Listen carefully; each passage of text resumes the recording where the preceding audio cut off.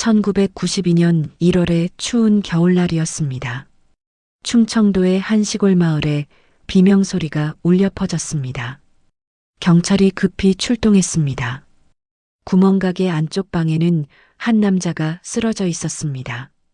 그리고 그 옆에 마른 체구의 여자가 서 있었습니다. 손에는 피로 얼룩진 칼이 들려 있었습니다. 남자는 이미 숨이 끊어진 상태였습니다. 여자는 담담한 표정으로 경찰을 바라봤습니다. 경찰이 칼을 내려놓으라고 말했습니다. 여자는 순순히 칼을 바닥에 놓았습니다. 그리고 떨리는 목소리로 말했습니다. 나는 짐승을 죽였어요. 사람이 아니라 짐승을요. 경찰차에 오르는 여자의 눈빛은 공허했습니다. 그녀의 이름은 이수진, 31살이었습니다. 부산에 사는 평범한 가정주부였습니다. 피해자 박종민은 57살의 중년 남성이었습니다. 친정마을에서 구멍가게를 운영하던 이웃이었습니다. 도대체 무슨 일이 있었던 걸까요? 경찰 조사실의 형광등 불빛이 차갑게 빛났습니다. 이수진은 작은 의자에 앉아 있었습니다. 형사가 물었습니다. 왜 박종민 씨를 살해했습니까? 수진은 한참을 침묵하다가 입을 열었습니다. 할 말이 있어서 찾아갔다고 대답했습니다. 형사가 다시 물었습니다. 그래서 칼로 찔러 죽였단 말입니까? 수진은 고개를 끄덕였습니다. 형사는 파일을 넘기며 한숨을 쉬었습니다. 현장 감식 결과가 보고되었습니다. 피해자의 몸에는 수십 군데의 자상이 있었습니다. 특히 하체 부분에 집중되어 있었습니다. 형사는 이상함을 느꼈습니다. 보통 살인 사건과는 달랐습니다. 증거물이 하나씩 테이블 위에 놓였습니다. 긴 부엌칼과 작은 과도였습니다. 그리고 직접 만든 것으로 보이는 칼집도 있었습니다. 형사가 칼집을 들어 보이며 물었습니다. 이건 직접 만든 겁니까? 수진이 조용히 대답했습니다. 네, 만들었다고 했습니다. 언제부터 준비한 겁니까? 한 달 전부터요. 칼을 빼는 연습도 했습니까? 네, 했습니다. 형사는 메모하면서 다시 물었습니다. 피해자와는 어떤 관계였습니까? 수진의 입술이 파르르 떨렸습니다. 친정마을 이웃이었다고 대답했습니다. 그게 전부입니까? 수진은 더 이상 대답하지 않았습니다. 고개를 떨구고 눈물만 떨어뜨렸습니다. 형사는 뭔가 더 있다는 걸 직감했습니다. 시간이 거슬러 올라갑니다. 1978년 봄 따뜻한 햇살이 내리쬐던 날이었습니다. 14살 중학생 이수진은 학교를 마치고 집에 돌아왔습니다. 교복 치마를 입은 수진은 천진난만한 소녀였습니다. 엄마가 수진을 불렀습니다.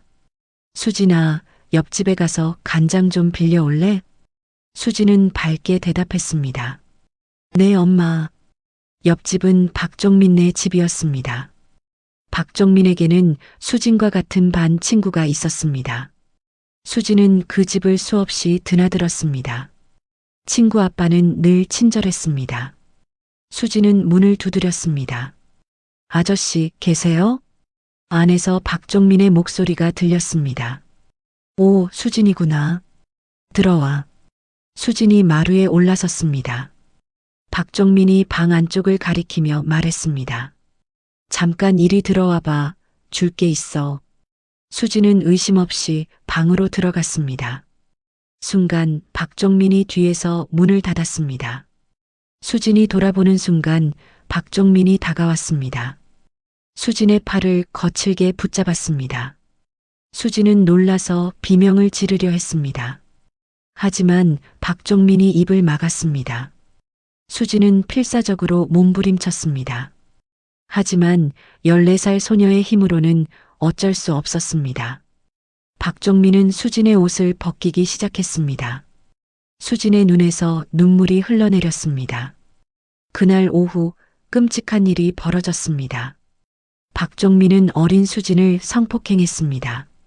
수진은 고통에 비명을 질렀습니다. 하지만 아무도 듣지 못했습니다. 1시간이 지나고 박종민이 수진을 놓아줬습니다. 수진은 바닥에 쓰러져 울고 있었습니다. 박종민이 차갑게 말했습니다. 오늘 일은 절대 말하면 안 돼. 만약 말하면 너도 죽고 가족도 다 죽어. 알았지? 수진은 공포에 떨며 고개를 끄덕였습니다. 비틀거리며 집으로 돌아왔습니다.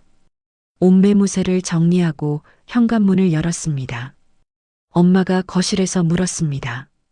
간장은? 수진은 깜짝 놀라 대답했습니다. 아, 아저씨가 지금 없대요. 그리고 방으로 뛰어들어가 문을 닫았습니다. 그날 밤 수진은 이불 속에서 몸을 웅크렸습니다. 하체에서 피가 멈추지 않았습니다. 너무 아파서 잠을 잘 수가 없었습니다. 하지만 소리를 낼 수도 없었습니다. 말하면 가족이 죽는다는 말이 머릿속을 맴돌았습니다. 며칠이 지나도 수진은 제대로 걷지 못했습니다. 학교도 가지 못하고 방에만 있었습니다. 엄마가 걱정스럽게 물었습니다. 수진아, 어디 아파? 병원 가볼까? 수진은 고개를 저었습니다. 아니에요. 그냥 좀 피곤해요. 일주일이 지나고 2주일이 지났습니다. 수진은 겉으로는 평온한 척했습니다. 하지만 밤마다 악몽에 시달렸습니다. 학교에서 박종민의 아들과 마주칠 때마다 몸이 얼어붙었습니다. 친구가 놀러 오자고 하면 거절했습니다. 그 집 근처에도 가기 싫었습니다. 길에서 박종민과 마주치면 고개를 푹 숙였습니다. 박종민은 아무렇지 않게 웃으며 인사했습니다. 수진아, 학교 잘 다니니? 수진은 대답도 못하고 도망치듯 지나갔습니다. 엄마가 이상하게 생각했습니다. 왜 박 아저씨한테 인사도 안 하니? 수진은 아무 말도 하지 못했습니다. 시간이 흘러 중학교를 졸업했습니다. 수진은 서울로 올라가기로 했습니다. 집안 형편상 고등학교는 갈 수 없었습니다. 오빠가 대학에 다니고 있었기 때문입니다. 수진은 가정부로 취직했습니다. 서울의 한 집에서 일하며 돈을 벌기 시작했습니다. 그곳에서 수진은 조금씩 세상을 알아갔습니다. 라디오에서 흘러나오는 뉴스를 들었습니다. 성폭행 사건에 대한 이야기였습니다. 그제야 수진은 깨달았습니다. 자신에게 일어난 일이 범죄라는 것을요. 박종민이 저지른 일이 용서받을 수 없는 일이라는 것을요. 하지만 여전히 말할 수 없었습니다. 당시 사회는 피해자를 보호하지 않았습니다. 오히려 피해자를 손가락질했습니다. 정조를 잃었다고 부끄러운 일이라고 말했습니다. 수진은 그 사실을 너무나 잘 알고 있었습니다. 그래서 입을 다물었습니다. 혼자서 그 기억을 가슴속에 묻었습니다. 밤마다 그날이 떠올랐습니다. 박종민의 얼굴이, 목소리가, 숨소리가 생생했습니다. 수진은 베개를 끌어안고 눈물을 흘렸습니다. 아무에게도 말하지 못하는 비밀이었습니다. 17년이라는 긴 세월 동안 말입니다. 그 비밀은 수진의 영혼을 조금씩 갉아먹었습니다. 언젠가는 터질 수밖에 없는 시한폭탄이었습니다. 그리고 그날은 결국 찾아오고 말았습니다. 서울 생활은 수진에게 새로운 세계였습니다. 1982년 수진은 18살이 되었습니다. 강남의 한 부유한 집에서 가정부로 일했습니다. 아침 일찍 일어나 집안일을 했습니다. 설거지, 청소, 빨래, 식사 준비까지 모든 것을 했습니다. 힘들었지만 고향보다는 나았습니다. 적어도 그 사람을 마주칠 일은 없었으니까요. 수진은 번 돈을 고향으로 보냈습니다. 오빠의 대학 등록금을 위해서였습니다. 장남인 오빠가 공부해야 집안이 일어선다고 했습니다. 수진은 묵묵히 일했습니다. 어느 날 저녁 수진은 라디오를 듣고 있었습니다. 뉴스에서 성폭력 사건을 다루고 있었습니다. 가해자가 징역형을 선고받았다는 내용이었습니다. 수진의 손이 멈췄습니다. 그제야 깨달았습니다.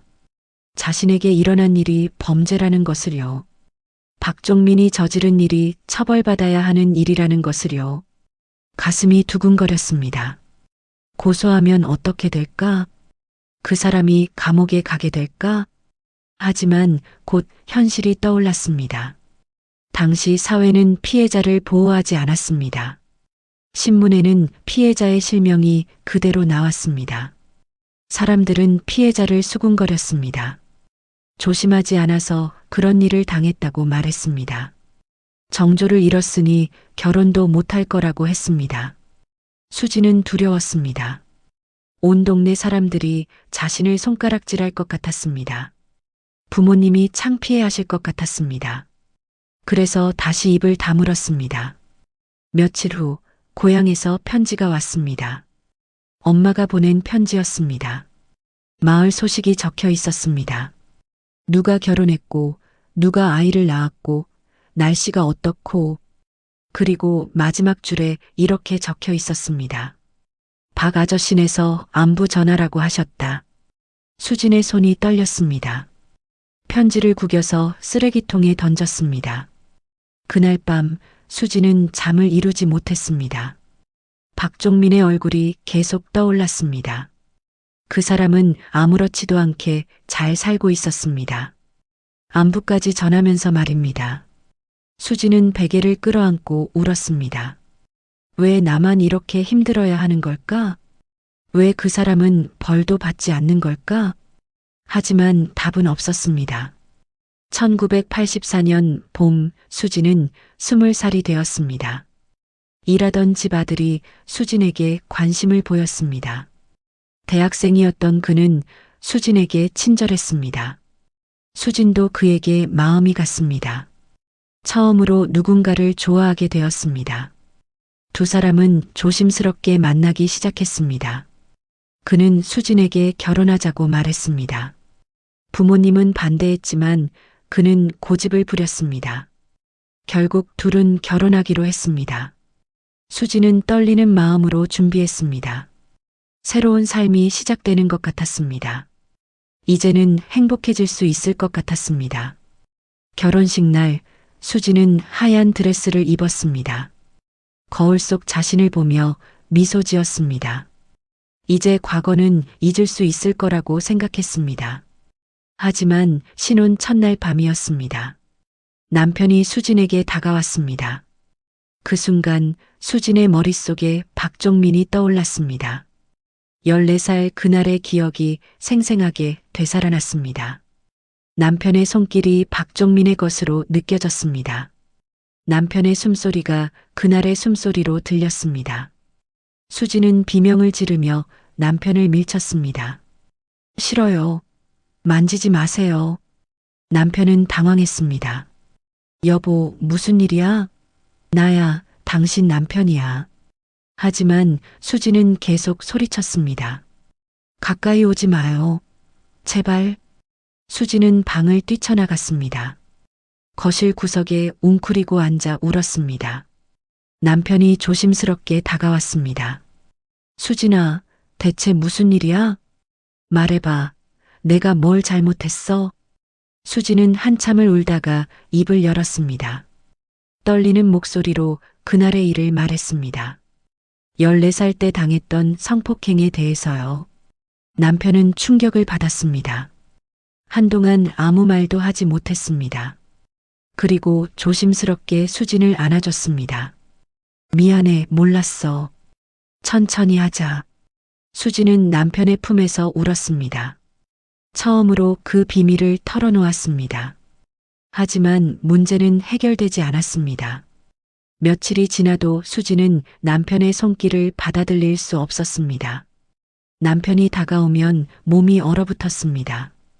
발작 증세가 나타났습니다. 남편은 이해하려고 노력했습니다. 하지만 시간이 지날수록 지쳐갔습니다. 한 달이 지나고 2달이 지났습니다. 부부 관계는 한 번도 이루어지지 않았습니다. 남편은 결국 말했습니다. 미안하지만 나는 이렇게 살 수 없어. 당신도 힘들겠지만 나도 힘들어. 우리 헤어지는 게 나을 것 같아. 수지는 고개를 끄덕였습니다. 알고 있었습니다. 자신이 정상적인 결혼 생활을 할 수 없다는 것을요. 결혼한 지 2달 만에 이혼했습니다. 수지는 다시 혼자가 되었습니다. 21살의 이혼녀가 되어버렸습니다. 이혼 후 수지는 부산으로 내려갔습니다. 언니가 부산에서 공장을 다니고 있었습니다. 언니는 수진을 반갑게 맞아줬습니다. 수진도 같은 공장에 취직했습니다. 매일 기계 앞에서 일했습니다. 단순하고 반복적인 작업이었습니다. 하지만 생각할 틈이 없어서 좋았습니다. 일요일이면 언니와 교회에 갔습니다. 처음에는 믿음이 없었습니다.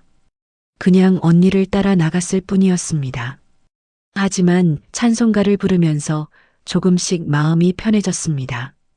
목사님의 설교를 들으며 위로받았습니다. 용서하라는 말에 울기도 했습니다. 교회에서 한 남자를 만났습니다. 그는 성실하고 착한 사람이었습니다. 수진에게 조심스럽게 다가왔습니다.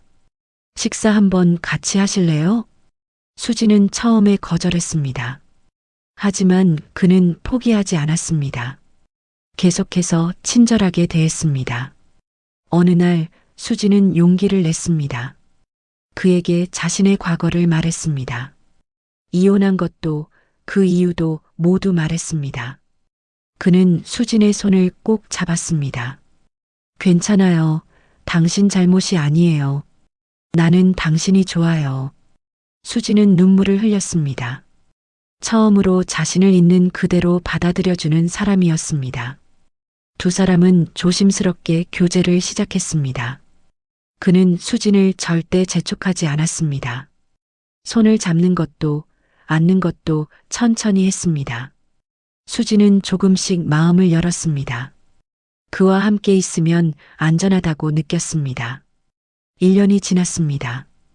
두 사람의 관계는 깊어졌습니다. 그리고 어느 날 수진은 깨달았습니다. 자신이 임신했다는 것을요. 처음에는 믿기지 않았습니다.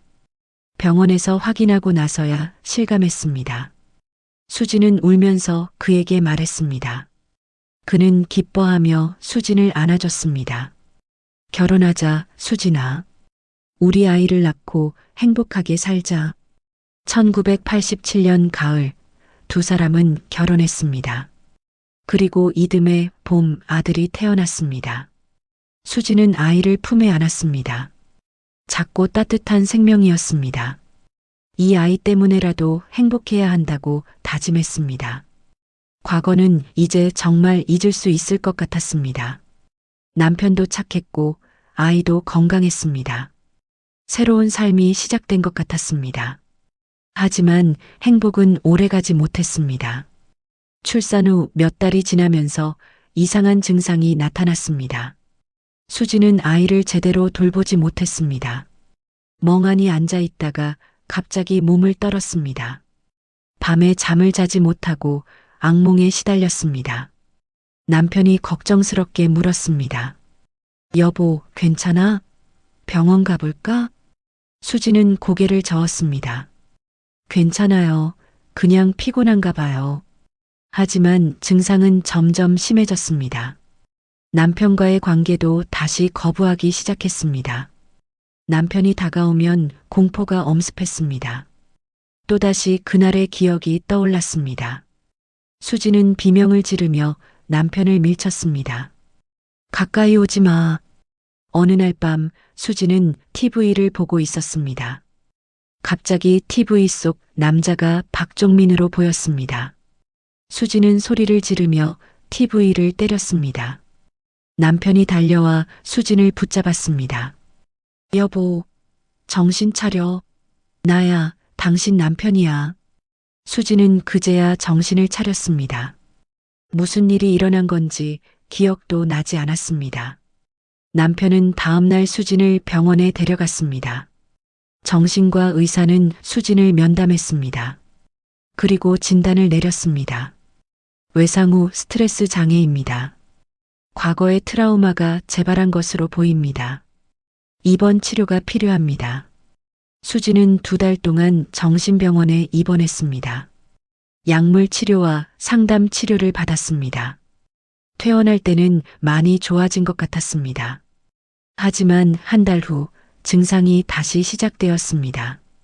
그리고 또다시 입원했습니다. 이런 일이 반복되었습니다. 좋아졌다가 나빠지고, 나빠졌다가 좋아지고, 수지는 점점 지쳐갔습니다. 남편도 가족도 모두 지쳐갔습니다. 수지는 생각했습니다. 이 모든 불행의 원인이 무엇일까? 답은 하나였습니다.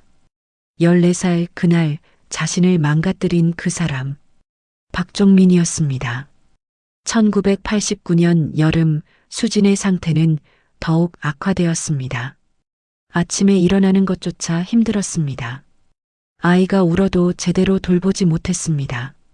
남편이 출근하기 전에 밥을 챙겨야 하는데 그것도 못했습니다. 설거지가 쌓이고 빨래가 쌓였습니다. 수지는 방 한구석에 앉아 멍하니 있었습니다. 밤이 되면 잠을 잘 수 없었습니다. 눈을 감으면 그날의 기억이 되살아났습니다. 14살의 자신이 비명을 지르는 모습이 보였습니다. 박종민의 얼굴이, 목소리가, 숨소리가 들렸습니다. 수지는 이불을 뒤집어 쓰고 소리 없이 울었습니다. 남편이 깨어나 수진의 어깨를 흔들었습니다. 여보, 또 악몽 꾸는 거야? 수지는 대답하지 못하고 떨기만 했습니다. 낮에는 환청이 들리기 시작했습니다. 박종민의 목소리가 귓가에 속삭였습니다. 말하면 안 돼, 말하면 다 죽어. 수지는 귀를 막고 고개를 흔들었습니다. 아니야, 아니야, 지금은 과거가 아니야. 하지만 목소리는 멈추지 않았습니다. 어느 날 수지는 거울 속 자신을 보았습니다. 그런데 거울 속에 14살의 자신이 서 있었습니다. 교복을 입은 어린 수진이 울고 있었습니다. 수지는 비명을 지르며 거울을 쳤습니다. 거울이 깨지고 손에서 피가 났습니다. 남편이 달려왔습니다. 여보, 왜 이래? 손 다쳤잖아. 수지는 남편을 보며 울었습니다. 나 미쳐가는 것 같아요. 제발 도와주세요. 남편은 수진을 안고 함께 울었습니다. 부산의 큰 병원으로 수진을 데려갔습니다. 정신과 전문의가 수진을 진찰했습니다. 오랜 시간 상담한 후 의사가 말했습니다. 외상 후 스트레스 장애가 매우 심각합니다. 과거의 트라우마가 현재로 침투하고 있어요. 환자는 과거와 현재를 구분하지 못하고 있습니다. 장기 입원 치료가 필요합니다. 수지는 다시 병원에 입원했습니다. 이번에는 3달 동안 입원했습니다. 약물 치료와 함께 집중적인 심리 치료를 받았습니다. 의사는 수진에게 말했습니다. 과거는 과거일 뿐이에요. 지금 당신은 안전합니다. 그 사람은 여기 없어요. 수지는 고개를 끄덕였습니다. 머리로는 이해했습니다. 하지만 마음은 그렇지 않았습니다. 퇴원 후 한 달은 괜찮았습니다. 아이도 돌보고 남편과도 대화했습니다. 가족들은 이제 나아진 거라고 안심했습니다. 하지만 2달째 증상이 다시 시작되었습니다. 남편이 수진에게 다가왔습니다. 여보, 오늘은 괜찮아 보이네. 그리고 조심스럽게 수진의 손을 잡았습니다. 순간 수진의 머릿속에서 무언가 터졌습니다. 남편의 손이 박종민의 손으로 느껴졌습니다. 남편의 얼굴이 박종민의 얼굴로 보였습니다. 수진은 비명을 지르며 남편을 밀쳤습니다. 싫어. 만지지 마. 가까이 오지 마. 남편은 뒤로 넘어졌습니다. 놀란 표정으로 수진을 바라봤습니다. 수진은 방 구석으로 도망가 몸을 웅크렸습니다. 제발, 제발 그만해 주세요. 남편은 한숨을 쉬며 고개를 떨어뜨렸습니다. 또다시 원점으로 돌아온 것이었습니다. 1990년 겨울, 수지는 결심했습니다. 이렇게는 살 수 없다고 생각했습니다. 아이를 위해서라도 정상적인 엄마가 되어야 했습니다. 남편을 위해서도 제대로 된 아내가 되어야 했습니다. 하지만 어떻게 해야 할까요? 병원 치료로는 안 되는 것 같았습니다. 약을 먹어도 상담을 받아도 소용없었습니다. 근본적인 문제를 해결해야 했습니다. 그 문제는 바로 박종민이었습니다. 수지는 밤마다 생각했습니다. 왜 그 사람은 벌을 받지 않는 걸까? 왜 나만 이렇게 고통받아야 하는 걸까? 그러던 어느 날 수지는 서점에 갔습니다. 법률 서적 코너를 찾았습니다. 두꺼운 형법 책을 꺼내 읽기 시작했습니다. 성폭력 관련 조항을 찾았습니다. 형법 제297조 강간죄. 폭행 또는 협박으로 부녀를 간음한 자는 3년 이상의 유기징역에 처한다. 수진의 심장이 뛰었습니다. 3년 이상의 징역이라고? 그럼 고소할 수 있는 거 아닌가? 하지만 다음 조항을 읽고 절망했습니다. 제306조 친고죄. 본장의 죄는 고소가 있어야 공소를 제기할 수 있다. 고소는 범죄가 있은 날로부터 6개월 이내에 하여야 한다. 6개월. 수지는 책을 덮었습니다. 17년이나 지났는데 6개월이라니. 수지는 그 책을 샀습니다. 집으로 돌아와 밤새도록 읽었습니다. 다른 방법이 없을까 찾아봤습니다. 하지만 어디에도 희망은 없었습니다. 남편이 수진을 보며 한숨을 쉬었습니다. 여보, 소용없어. 공소시효가 지났어. 이제 법으로는 어떻게 할 수 없어. 수지는 몸을 떨었습니다. 그럼 어떻게 하라는 거예요? 그냥 이렇게 살라는 거예요? 남편은 대답하지 못했습니다. 수지는 법률 서적을 안고 울었습니다. 왜 피해자를 보호하지 않는 걸까? 왜 가해자에게만 유리한 걸까? 분노와 절망이 뒤섞였습니다. 다음 날 수지는 법률 상담소를 찾아갔습니다. 변호사에게 자신의 이야기를 했습니다. 변호사는 안타까운 표정을 지었습니다. 마음은 이해하지만 법적으로는 방법이 없습니다. 공소시효가 지났고 증거도 없습니다. 17년이나 지난 일이라 입증도 어렵습니다. 수지는 고개를 숙였습니다. 그럼 민사로라도 손해배상을 청구할 수는 없나요? 변호사가 고개를 저었습니다. 그것도 시효가 지났습니다. 불법행위에 대한 손해배상 청구권은 3년입니다.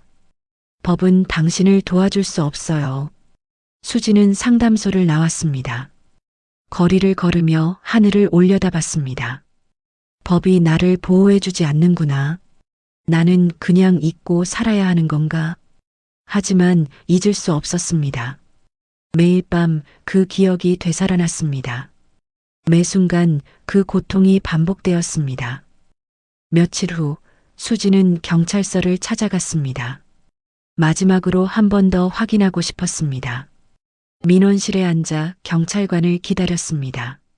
중년의 남자 경찰관이 나왔습니다. 무슨 일로 오셨습니까? 수지는 떨리는 목소리로 말했습니다. 성폭행 고소를 하고 싶은데요. 경찰관이 메모지를 꺼냈습니다. 언제 일어난 사건입니까? 1978년입니다. 경찰관의 손이 멈췄습니다. 1978년이요? 네, 제가 14살 때였습니다. 경찰관이 한숨을 쉬었습니다. 그럼 지금으로부터 17년 전이네요. 죄송하지만 공소시효가 지났습니다. 고소할 수 없어요. 수지는 알고 있었습니다. 하지만 직접 듣고 나니 더 절망적이었습니다. 정말 아무 방법도 없나요? 경찰관이 안타까운 표정을 지었습니다. 법적으로는 방법이 없습니다. 강간죄는 친고죄라 6개월 안에 고소했어야 해요. 그리고 지금은 증거도 없고 시간도 너무 지났어요. 수진의 눈에서 눈물이 흘렀습니다. 그럼 가해자는 그냥 아무 벌도 안 받는 건가요? 경찰관은 고개를 숙였습니다. 안타깝지만 그렇습니다. 법이 피해자를 보호하지 못하는 부분이 있어요. 수지는 자리에서 일어났습니다. 감사합니다. 경찰서를 나오는 수진의 발걸음은 무거웠습니다. 집으로 돌아오는 길, 수진은 생각했습니다. 법이 나를 보호하지 못한다면 나 스스로 해결해야 하는 건가? 아니야, 그럴 순 없어. 하지만 다른 방법이 없었습니다. 집에 도착해 남편에게 말했습니다. 경찰서 다녀왔어요. 역시 안 된대요. 남편이 수진을 안아줬습니다. 알아, 힘들지. 하지만 이제 잊고 살자. 우리 아들도 있잖아. 수진은 고개를 끄덕였습니다. 하지만 마음속으로는 다른 생각을 했습니다. 잊을 수 없어, 절대로. 며칠 후 수진은 고향에 내려갔습니다. 부모님 집을 방문한다는 핑계였습니다. 하지만 진짜 이유는 따로 있었습니다. 박종민을 만나러 간 것입니다. 17년 만에 그 사람을 다시 마주했습니다. 박종민은 구멍가게 앞에 앉아 있었습니다. 나이가 들어 머리가 희끗해졌습니다. 중풍으로 한쪽 팔이 불편해 보였습니다. 수진은 다가가서 말했습니다. 아저씨, 저예요. 이수진이요. 박종민이 수진을 올려다봤습니다. 수진이? 오랜만이네. 수진은 주먹을 꽉 쥐었습니다. 저한테 할 말 없으세요? 박종민이 눈을 깜빡였습니다. 무슨 말? 수진의 목소리가 떨렸습니다. 17년 전에 제게 한 일 말이에요. 박종민의 표정이 굳었습니다. 잠시 침묵이 흘렀습니다. 그리고 박종민이 입을 열었습니다. 옛날 일을 왜 지금 와서 들추니? 다 지난 일이잖아. 수진은 믿을 수 없었습니다. 사과는 없었습니다. 반성도 후회도 없었습니다. 제 인생을 망쳐놓고 그게 할 말이에요? 박종민이 짜증 섞인 목소리로 말했습니다. 그래서 어쩌라고? 이미 오래전 일이잖아. 수진은 더 이상 참을 수 없었습니다. 사과하세요. 제대로 사과하라고요. 박종민이 손을 내저었습니다. 시끄러워. 가봐. 여기서 소리 지르지 말고. 수진은 몸을 떨며 그 자리를 떠났습니다. 돌아오는 길 수진은 울었습니다. 그 사람은 변하지 않았습니다. 여전히 자기 잘못을 인정하지 않았습니다. 며칠 후 수진의 오빠에게서 연락이 왔습니다. 수진아, 박 씨가 너한테 돈을 주라고 했어. 40만 원인데 받으라고 하더라. 수진은 기가 막혔습니다. 40만 원? 17년간의 고통에 대한 값이 40만 원이라고? 수진은 전화기를 움켜쥐었습니다. 오빠, 그 돈 돌려줘요. 나는 한 푼도 필요 없어요. 하지만 오빠는 이미 돈을 받아버렸습니다. 수진은 전화를 끊고 주저앉았습니다. 돈으로 입을 막으려는 거였습니다. 또다시 수진을 모욕하는 것이었습니다. 그날 밤 수진은 잠들지 못했습니다. 분노와 절망이 뒤섞였습니다. 법도 안 되고 사과도 없고 돈으로 입을 막으려 하고 더 이상 방법이 없었습니다. 수진의 머릿속에 위험한 생각이 싹 텄습니다. 만약 그 사람이 이 세상에 없다면, 만약 내가 직접 심판한다면, 수진은 고개를 흔들었습니다. 아니야, 그럴 순 없어. 하지만 그 생각은 계속 커져갔습니다. 1991년 가을, 수진의 상태는 최악으로 치달았습니다. 고향에 다녀온 후 더욱 심해졌습니다. 밤마다 악몽을 꾸었습니다. 박종민의 얼굴이 끊임없이 떠올랐습니다.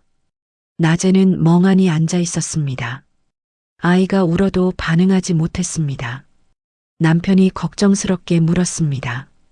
여보, 고향 다녀온 후로 더 이상해졌어. 무슨 일 있었어? 수지는 대답하지 않았습니다. 그 사람을 만난 이야기를 할 수 없었습니다. 남편이 다시 물었습니다.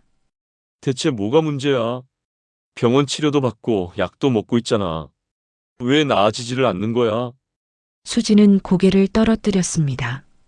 죄송해요. 남편은 한숨을 쉬었습니다. 미안해, 화낼 생각은 아니었어. 그냥 너무 답답해서 그래. 어느 날 밤 남편이 수진에게 다가왔습니다.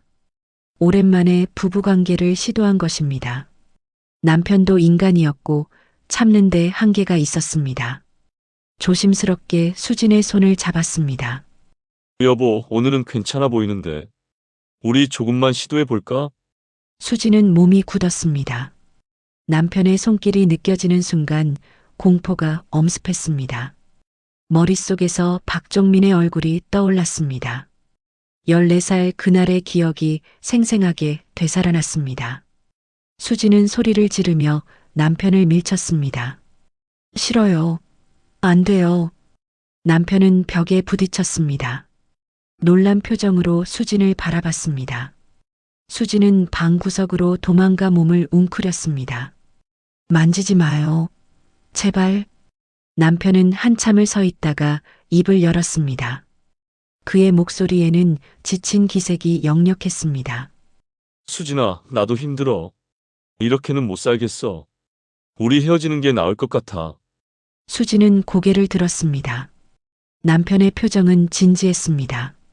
남편이 계속 말했습니다. 너도 힘들고 나도 힘들어. 아이한테도 좋지 않아, 이런 분위기가. 차라리 혼자 사는 게 낫겠어. 그리고 결정타를 날렸습니다. 솔직히 말하면 너는 바보 같아. 왜 그렇게 과거에 매달려 사는 거야? 이미 지난 일인데 왜 못 잊는 거야? 수진은 귀를 의심했습니다. 바보 같다고? 남편의 입에서 그런 말이 나올 줄은 몰랐습니다. 수진의 눈에서 눈물이 흘렀습니다. 나도 잊고 싶어요. 하지만 잊을 수가 없어요. 남편은 고개를 저었습니다. 그건 내가 노력하지 않아서야.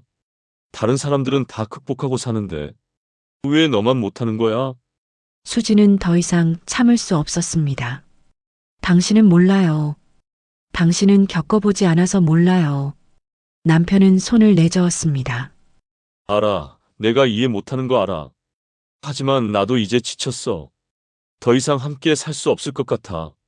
남편은 방을 나갔습니다. 수진은 혼자 남았습니다. 온 세상이 무너지는 것 같았습니다. 오빠는 돈으로 입을 막았고, 법은 나를 보호하지 않았고, 남편마저 나를 바보라고 했습니다. 이제 정말 아무도 없었습니다. 수진은 바닥에 주저앉아 울었습니다. 왜 나만 이렇게 고통받아야 하는가? 왜 가해자는 멀쩡하게 살고 있는가? 분노가 치밀어 올랐습니다. 더 이상 참을 수 없었습니다. 며칠 후 수진은 시장에 갔습니다. 부엌칼을 파는 가게 앞에 섰습니다. 진열된 칼들을 하나하나 살펴봤습니다. 점원이 다가와 물었습니다. 어떤 걸 찾으세요? 수진은 가장 큰 부엌칼을 가리켰습니다. 저거요. 점원이 칼을 꺼내 보여줬습니다. 이건 생선 손질하기 좋은 거예요. 수진은 칼을 들어봤습니다. 무게감이 느껴졌습니다. 이거 주세요. 그리고 작은 과도도 하나 더 샀습니다. 집으로 돌아와 칼을 숨겼습니다. 옷장 깊숙한 곳에 넣어뒀습니다. 밤이 되자 수진은 칼을 꺼냈습니다. 책상 위에 놓고 가만히 바라봤습니다. 정말 이럴 수밖에 없는 걸까? 다른 방법은 정말 없는 걸까? 하지만 아무리 생각해도 답이 없었습니다. 법은 나를 구해주지 않았습니다. 사회는 나를 보호하지 않았습니다. 가족조차 나를 이해하지 못했습니다. 수진은 천을 꺼냈습니다. 칼집을 직접 만들기 시작했습니다. 바느질을 하며 생각했습니다. 이게 정말 옳은 일일까? 하지만 멈출 수 없었습니다. 며칠에 걸쳐 칼집을 완성했습니다. 부엌칼과 과도를 각각 넣을 수 있었습니다.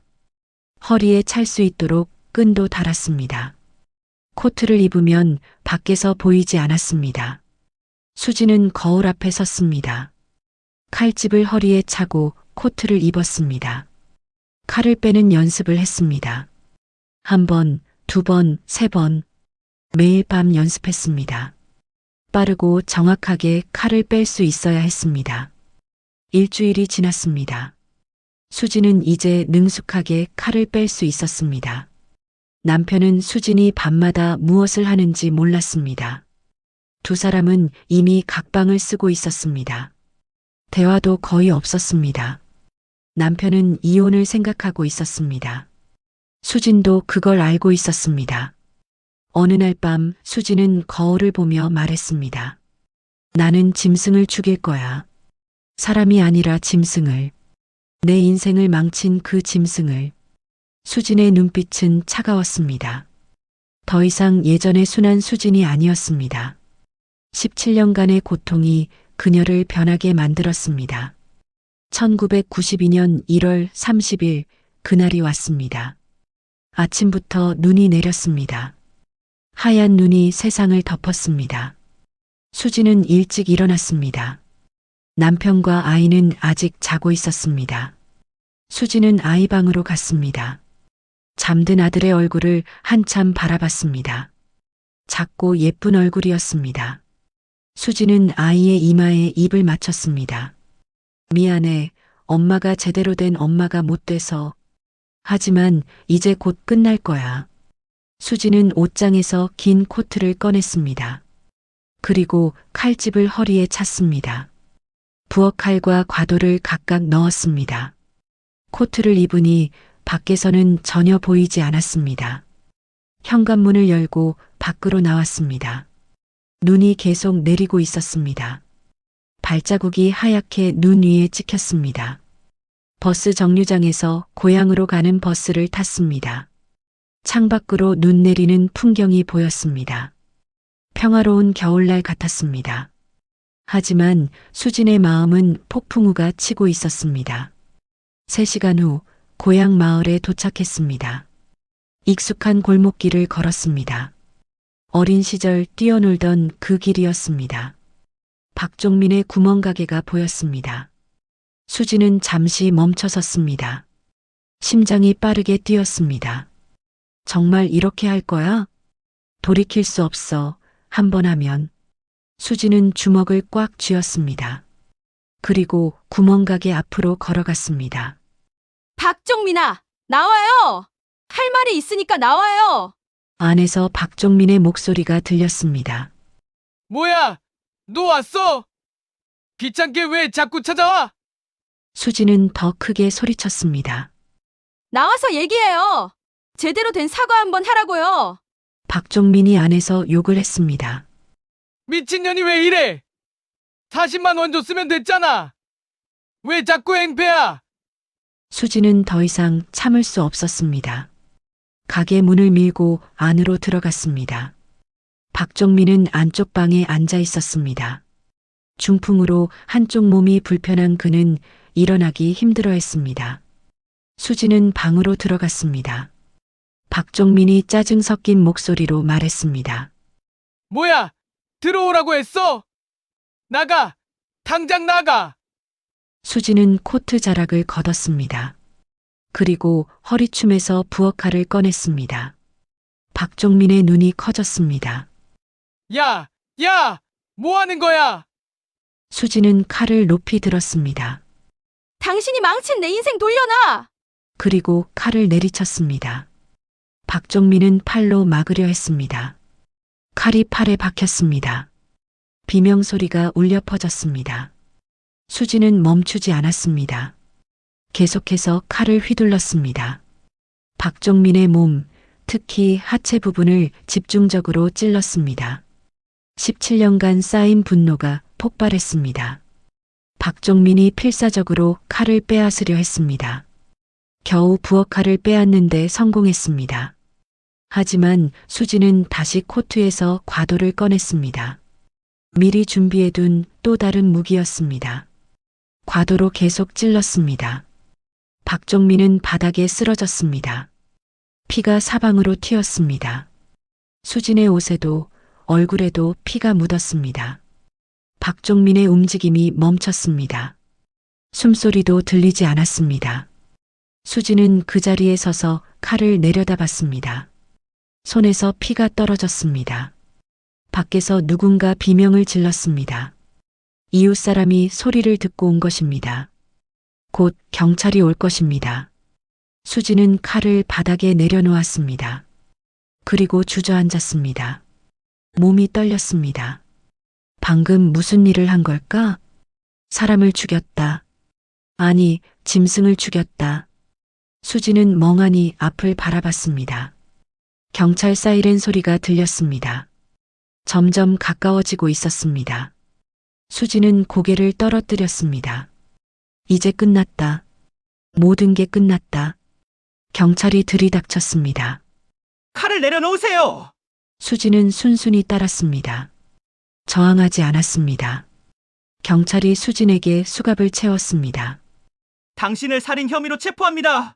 수지는 고개를 끄덕였습니다. 경찰차에 오르기 전 뒤돌아봤습니다. 구멍가게에서 연기가 나고 있었습니다. 아니, 연기가 아니라 눈발이었습니다. 하얀 눈이 모든 것을 덮고 있었습니다. 수지는 경찰차에 올랐습니다. 창밖으로 마을이 멀어졌습니다. 어린 시절을 보낸 그 마을이, 악몽이 시작된 그 마을이, 이제 다시는 돌아오지 않을 마을이었습니다. 경찰차 안에서 수지는 생각했습니다. 나는 짐승을 죽였다. 내 영혼을 죽인 그 짐승을. 이제 나도 죄인이 되었다. 하지만 후회는 없었습니다. 적어도 그 순간만큼은. 사건은 전국적인 이슈가 되었습니다. 신문마다 이 사건을 일면에 실었습니다.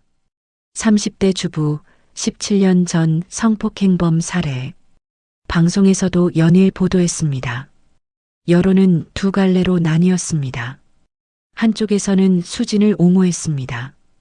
그녀는 피해자다, 무죄여야 한다. 17년간 고통받았는데 법이 보호하지 않았다. 여성단체들이 들고 일어났습니다. 이수진을 구하라는 서명운동이 벌어졌습니다.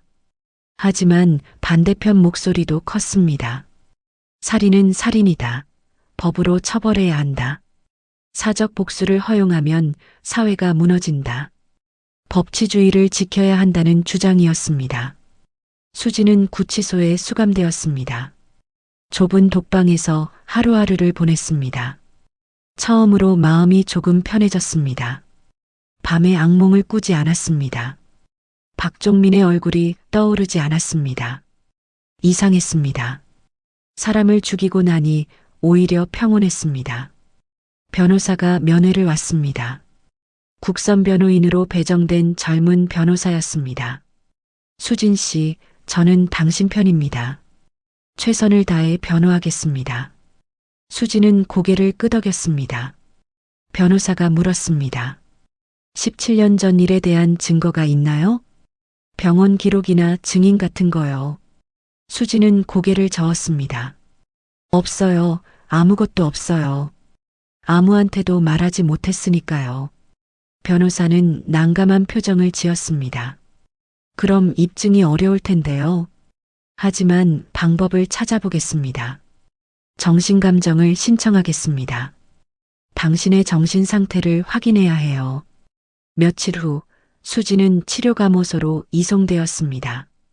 한 달 가까이 정신감정을 받았습니다. 의사들이 매일 수진을 면담했습니다. 과거의 일을 자세히 물어봤습니다. 심리검사도 여러 번 받았습니다. 감정 결과가 나왔습니다. 외상 후 스트레스 장애, 조현병 초기 증상, 범행 당시 심신미약 상태. 변호사가 이 결과를 들고 법정에 섰습니다. 재판이 시작되었습니다. 법정은 방청객들로 가득 찼습니다. 언론사 기자들이 카메라를 들고 있었습니다. 재판장이 입장했습니다. 중년의 남자 판사였습니다. 엄숙한 표정으로 자리에 앉았습니다. 피고인 이수진, 앞으로 나오십시오. 수진은 일어나 앞으로 걸어갔습니다. 마른 체구에 창백한 얼굴이었습니다. 재판장이 물었습니다. 피해자 박종민을 살해한 사실을 인정합니까? 수진은 작은 목소리로 대답했습니다. 네, 인정합니다. 왜 살해했습니까? 수진은 한참을 침묵했습니다. 그리고 떨리는 목소리로 말했습니다. 17년 전에 그 사람이 저를 성폭행했습니다. 법정이 술렁였습니다. 재판장이 계속 물었습니다. 그 일로 고소는 했습니까? 수지는 고개를 저었습니다. 못했습니다. 공소시효가 지났습니다. 그래서 직접 해결하려 한 겁니까? 수지는 눈물을 흘렸습니다. 저는 그냥 인간답게 살고 싶었어요. 하지만 그 사람 때문에 불가능했어요. 검사가 일어나 반박했습니다. 하지만 재판장님, 증거가 없습니다. 17년 전 일을 입증할 방법이 없어요. 피고인의 일방적인 주장일 뿐입니다. 변호사가 일어났습니다. 정신감정 결과를 보십시오. 외상 후 스트레스 장애입니다. 이는 과거 성폭행 피해를 입증하는 것입니다. 법정 공방이 이어졌습니다. 수지는 자리에 앉아 듣고만 있었습니다. 재판은 몇 달에 걸쳐 진행되었습니다. 증인들이 차례로 법정에 섰습니다. 수진의 첫 번째 남편이 증언했습니다. 신혼 첫날 밤에 겪은 일을 말했습니다. 수진이 얼마나 고통스러워했는지 증언했습니다. 두 번째 남편도 증언했습니다. 수진의 증상에 대해 자세히 말했습니다. 밤마다 악몽을 꾸고 발작을 일으켰다고 했습니다. 의사들도 증인으로 나왔습니다. 수진의 병력에 대해 설명했습니다. 정신병원 입원 기록을 제시했습니다. 외상 후 스트레스 장애는 보통 실제 트라우마 경험에서 비롯됩니다. 이 정도 증상이라면 과거에 심각한 사건이 있었을 가능성이 높습니다. 여성단체 대표도 증언했습니다. 당시 사회가 성폭행 피해자를 어떻게 대했는지 설명했습니다. 친고죄 때문에 많은 피해자들이 고소조차 못했습니다. 공소시효 6개월은 너무 짧았습니다. 피해자들은 법의 보호를 받지 못했습니다. 재판장은 모든 증언을 듣고 고민에 빠졌습니다. 마지막 공판이 열렸습니다.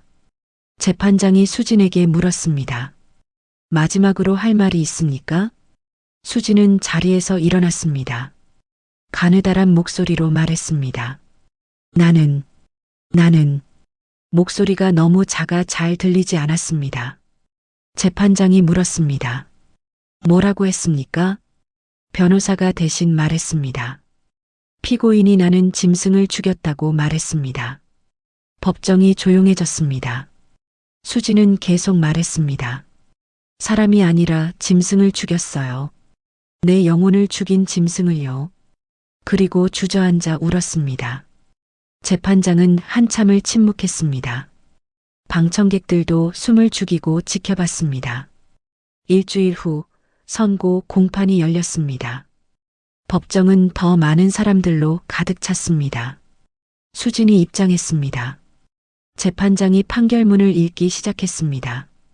피고인 이수진은 피해자 박종민을 살해했다. 계획적이고 잔인한 범행이었다. 일반적인 경우라면 무기징역에 해당한다. 방청객들이 술렁였습니다. 하지만 재판부는 다음 사항을 고려했다. 피고인은 17년 전 피해자로부터 성폭행을 당했다. 당시 14살의 어린 나이였다. 이로 인해 심각한 정신적 고통을 겪었다. 법은 피고인을 보호하지 못했다. 공소시효로 인해 가해자를 처벌할 방법이 없었다. 피고인은 범행 당시 심신미약 상태였다. 외상 후 스트레스 장애와 조현병 증상을 보였다. 이에 재판부는 다음과 같이 선고한다. 법정이 고요해졌습니다. 모두가 숨을 죽이고 들었습니다. 피고인 이수진에게 징역 2년 6개월을 선고한다. 단 집행유예 3년으로 한다. 그리고 치료감호 처분을 병가한다. 방청석이 술렁였습니다. 환호하는 사람도 있었고 고개를 젓는 사람도 있었습니다. 재판장이 계속 말했습니다. 피고인은 범죄자이기 전에 피해자였다. 법이 그녀를 보호하지 못했다. 사회가 그녀를 외면했다. 재판부는 그녀를 처벌하기보다 보호하고자 한다. 수진은 눈물을 흘렸습니다. 변호사가 수진의 어깨를 두드려줬습니다. 재판장이 망치를 두드렸습니다. 패정. 재판은 끝났습니다. 수진은 치료감호소에 수감되었습니다. 1년 7개월 동안 집중 치료를 받았습니다. 약물 치료와 심리 상담이 계속되었습니다. 처음으로 제대로 된 치료를 받았습니다. 과거의 트라우마를 직면하는 법을 배웠습니다. 그날의 일은 과거일 뿐이라는 것을 받아들였습니다. 조금씩 나아졌습니다. 악몽도 줄어들었습니다. 밤에 잠을 잘 수 있게 되었습니다. 출소일이 다가왔습니다. 수지는 거울을 보았습니다. 많이 야윈 얼굴이었습니다. 하지만 눈빛은 예전보다 밝아져 있었습니다. 출소 후 수지는 부산으로 돌아갔습니다. 남편은 이미 재혼했습니다. 아들은 할머니가 키우고 있었습니다. 수지는 아들을 만났습니다. 많이 자란 아들이었습니다. 엄마라고 부르지는 않았습니다. 하지만 수지는 괜찮았습니다. 아들이 건강하다는 것만으로도 감사했습니다. 수지는 작은 공장에 취직했습니다. 조용히 일하며 살았습니다. 동료들은 수진의 과거를 몰랐습니다. 수진도 굳이 말하지 않았습니다. 그냥 평범하게 살고 싶었습니다. 세월이 흘렀습니다. 1995년 사건이 일어난 지 3년이 지났습니다. 집행유예 기간도 끝났습니다. 수지는 완전히 자유로워졌습니다. 범죄 기록만 남았을 뿐이었습니다. 어느 날 낯선 남자가 수진을 찾아왔습니다. 영화 감독이라고 자신을 소개했습니다. 수진 씨 이야기를 영화로 만들고 싶습니다. 수진은 고개를 저었습니다. 죄송하지만 사양하겠습니다. 감독이 계속 설득했습니다. 당신 이야기가 많은 사람들에게 도움이 될 겁니다. 수지는 한참을 생각하다가 입을 열었습니다. 제 이야기는 하고 싶지 않아요. 너무 힘든 기억이에요. 감독이 물었습니다. 그럼 아드님은 어떻게 지내세요? 수진의 얼굴이 환해졌습니다. 처음으로 환하게 웃는 표정이었습니다. 잘 지내요. 건강하게 자라고 있어요. 어제 축구를 했는데 멋있더라고요. 골도 넣고요. 감독은 그 모습을 보며 안도했습니다. 아직 희망이 있구나. 이 여자는 앞으로 나아가고 있구나. 몇 년 후 2002년의 일이었습니다. 수진은 다시 감독을 만났습니다. 이번에는 수진이 먼저 연락했습니다. 감독님, 영화 만드세요. 제 이야기를 들려주세요. 다른 피해자들이 도움받을 수 있다면요. 감독이 물었습니다. 마음이 바뀌신 건가요? 수지는 고개를 끄덕였습니다. 지금은 그때 선택을 후회해요. 다른 방법이 있었을 텐데 너무 극단적인 선택을 했어요. 감독이 조심스럽게 물었습니다. 하지만 법이 당신을 보호하지 않았잖아요. 수지는 쓸쓸하게 웃었습니다.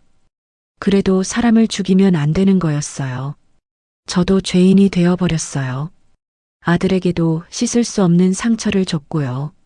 그날의 선택을 평생 후회하며 살 거예요. 감독은 수진의 손을 잡았습니다. 당신은 용감했어요. 그리고 당신 덕분에 법이 바뀌었어요. 수진이 고개를 들었습니다. 법이요? 네, 성폭력 친고죄가 폐지될 예정이에요. 공소시효도 늘어날 거고요. 당신의 이야기가 세상을 바꾼 거예요. 수진의 눈에 눈물이 고였습니다. 그렇다면 제 고통이 헛되지 않은 건가요?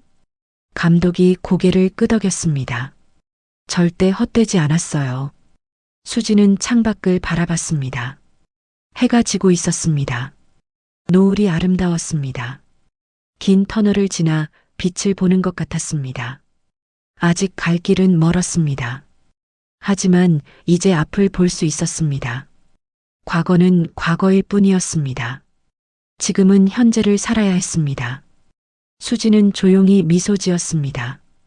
1978년 한 소녀의 인생이 무너졌습니다. 14살 어린 나이에 당한 성폭행. 하지만 그녀는 말할 수 없었습니다. 법도 사회도 가족도 그녀를 보호하지 못했습니다. 17년이라는 긴 시간 동안 수지는 혼자 싸웠습니다. 트라우마는 그녀의 영혼을 갉아먹었습니다. 결혼도, 일상도, 모든 것이 무너졌습니다. 법은 공소시효라는 이유로 그녀를 외면했습니다. 절망 끝에 그녀는 극단적인 선택을 했습니다. 하지만 그것은 옳은 방법이 아니었습니다. 복수는 또 다른 상처를 남겼습니다. 수지는 평생 그 선택을 후회하며 살았습니다. 그러나 이 사건은 세상을 바꿨습니다. 성폭력 친고죄가 폐지되었습니다. 아동 청소년 성범죄의 공소시효가 사라졌습니다.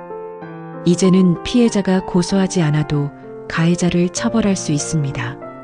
합의로 끝낼 수도 없습니다. 수진의 고통이 법을 바꾼 것입니다. 한 사람의 절규가 수많은 피해자들을 구했습니다. 트라우마는 결코 가볍지 않습니다. 시간이 해결해 주지도 않습니다. 반드시 전문적인 도움이 필요합니다. 혼자 견디지 마세요. 말할 수 있는 용기를 내세요. 당신의 고통은 당신의 잘못이 아닙니다. 세상은 조금씩 나아지고 있습니다. 법도 사회도 변하고 있습니다. 이제는 피해자를 보호하는 세상입니다. 수지는 지금도 어딘가에서 조용히 살고 있습니다. 아들을 생각하며 하루하루를 살아갑니다. 과거의 상처를 안고 살지만 앞을 보고 걷습니다. 우리의 인생은 늘 예상치 못한 순간에 시련을 맞습니다. 하지만 포기하지 않는다면 희망은 있습니다. 당신의 내일에도 분명 따뜻한 빛이 찾아올 거예요.